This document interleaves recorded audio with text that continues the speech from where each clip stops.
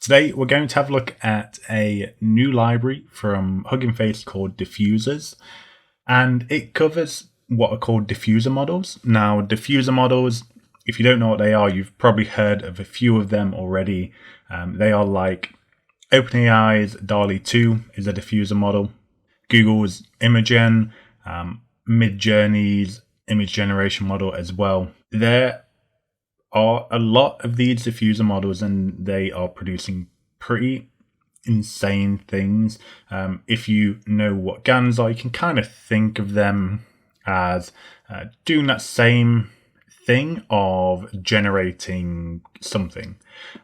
In the case of the three models I just mentioned, it's generating images, but they can also generate other things as well. They can generate audio, video, and I imagine probably a lot more.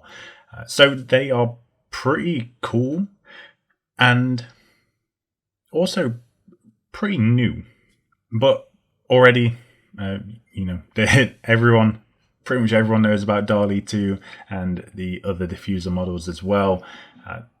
They're already making a big impact. So HuggingFace's decision to create a library to support this in a more open source way, in contrary to the OpenAI, Google, and Midjourney approach where they have everything behind closed doors, which, fair enough, they're probably massive models and most of us can't run them anyway. This decision by HuggingFace, I think, is a pretty good one. It means that normal people like me and you can actually start playing around with these models, which is really cool. So let's have a look at what we can do with the first version of this library. So to install the library, we just pip install diffusers. You may also need to add transformers onto the end there. I'm not sure. I already had transformers installed, so it might not be necessary. And yeah, let's just have a look at this first example. So I've taken this example from the GitHub repo, modified it a little bit and played around with the prompts. But all we're doing is taking this CompVis text to image model. So this is a diffusion model, diffuser, and we're just creating this diffusion pipeline using this model ID. And the example they gave was something like a painting of a squirrel eating maybe a mango or something along those lines. I don't remember. So I went banana just to see what happens, and we get this pretty cartoony image here of I suppose it's not necessarily eating the banana, but it's definitely a squirrel with a banana. So with just a few lines of code here, we got that, which is pretty cool. So yeah, already something to be pretty impressed with.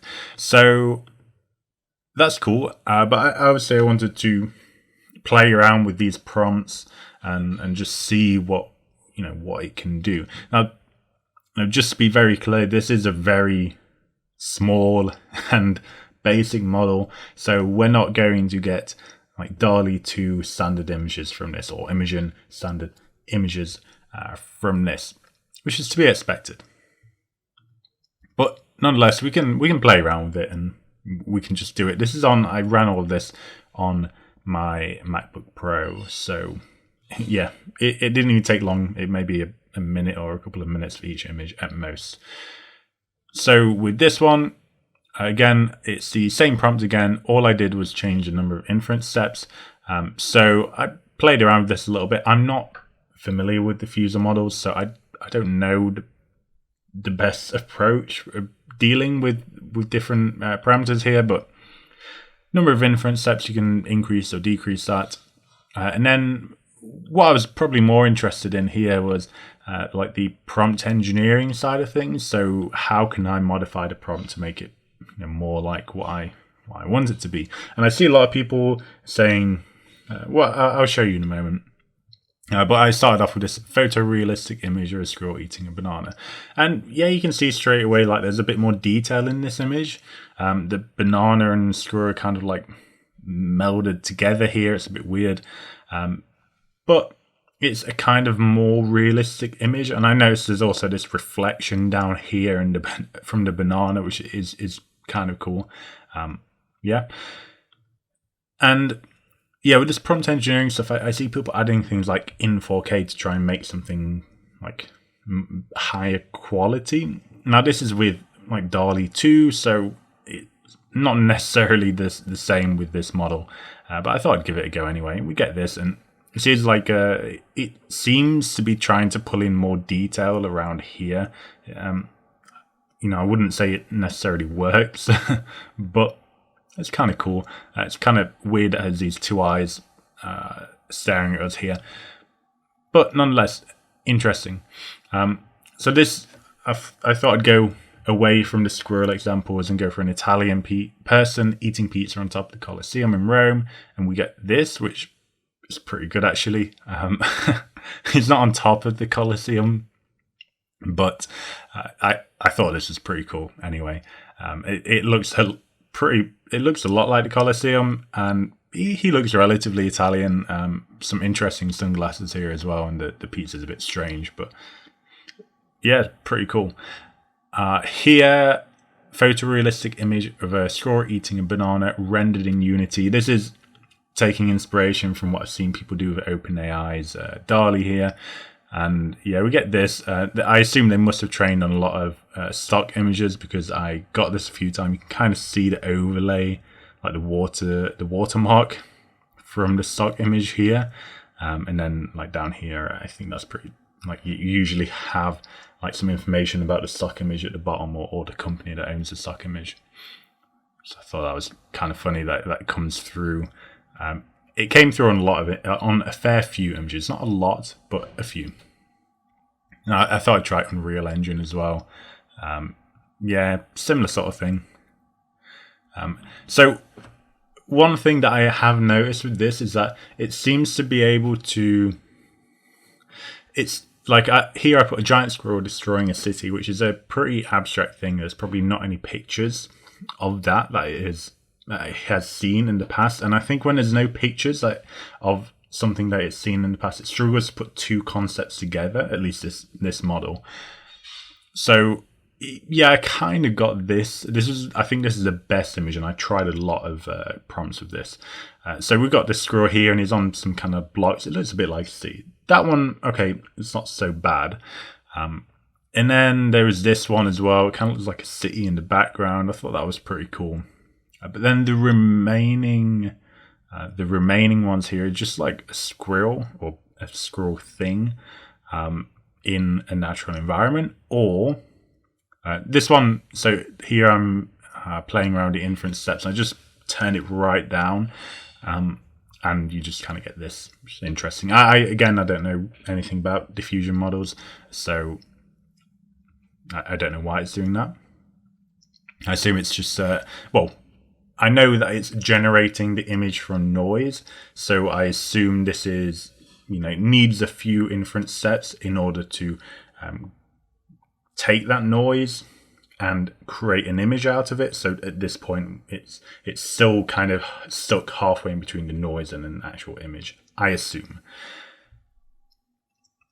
Yeah, now we kept going through these. Just a squirrel again, and then I eventually got this image of a squirrel thing inside what seems to be a city. Yeah, and then I got a picture of an actual city. So it seems, it knows what a squirrel is, it knows what a city is, but putting those two things together, particularly a giant squirrel, doesn't seem to do so well with that. Here I modified it a little bit, so a landscape image. And then the same prompt, slightly different number of inference steps. No, actually the same. So I just reran this same prompt twice, same parameters, and it just got like a weird squirrel again. Kind of cool with this, like a grass detail in front here though. Anyway, yeah, that's that one example. I wanted to have another go with some other models as well. These are less impressive, I'll be honest, but this is literally, I feel like they released this library like a week ago, maybe at the time of me recording this, so it's really new. And there's all these different pipelines, by the way. As far as I understand, this pipeline uses something called a scheduler, which is like the algorithm that denoises the input noise that the image is generated from. Don't quote me on that, but I think that is what these different pipelines are doing, but I'm really not sure. It's something along those lines. Okay, so with this one, this is a like a Pokemon trained by this guy here. I think he's called Manuel or something. He has a load of models that he's built through HuggingFace, and this is supposed to be a Pokemon generating image generation model. So yeah, I mean, you can kind of see it definitely has that Pokemon style to it, but like it's not really a good. I wouldn't say it's a good Pokemon. It looks kind of messed up. And then I thought I'd try the other pipeline. So I read on HuggingFace Diffusers GitHub repo that, and I don't know if this is completely accurate or not, but this DDIMP or DDIM algorithm is supposed to be slower. Yes, slower, but more accurate or can produce better quality images than the DDPM pipeline. But that's not always true, and in a lot of cases, I imagine these different models have been trained with one of these algorithms in mind, and you can't always. For some models you can, but you can't always switch between the two algorithms and get them to work with a particular model. That's how I've understood it. Again, could be wrong. I don't know, but it's definitely faster. This took me like 2 minutes 30. This is running for 1,000 inference steps by default. I'll show you. We can change that in a moment. The same here was 7 seconds, but then we just got noise. So I thought, okay, maybe it just needs to be ran for more steps. Actually, sorry. This was run for 50 inference steps by default, not 1,000. And the same for this one here.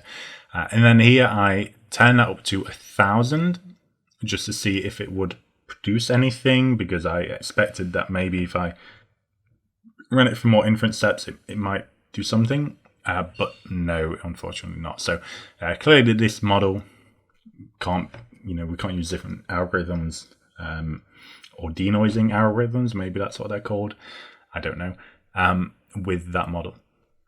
So then I thought, okay, let's try a different model. This is from Google. Google have put out a load of these diffusion models in the last couple of days on Hugging Face, which is pretty cool. And obviously you need to use a DDPM pipeline. You see it in the model name or model ID. And yeah, this one takes ages to run, at least on my M1 Max without MPS. It was about 25 minutes. Really long. And then I got this. So it's a bit disappointing. But, you can kind of see there's a sort of a cat face in there. Like there's definitely the feeling of a cat in this image. I wouldn't say there is actually a cat in this image, though. And the same for this one. You can kind of see a cat over here. Yeah, interesting. And there's, again, the feeling of a cat in this image. But there's definitely not a cat. Yeah, maybe there's a cat, but it doesn't look very healthy.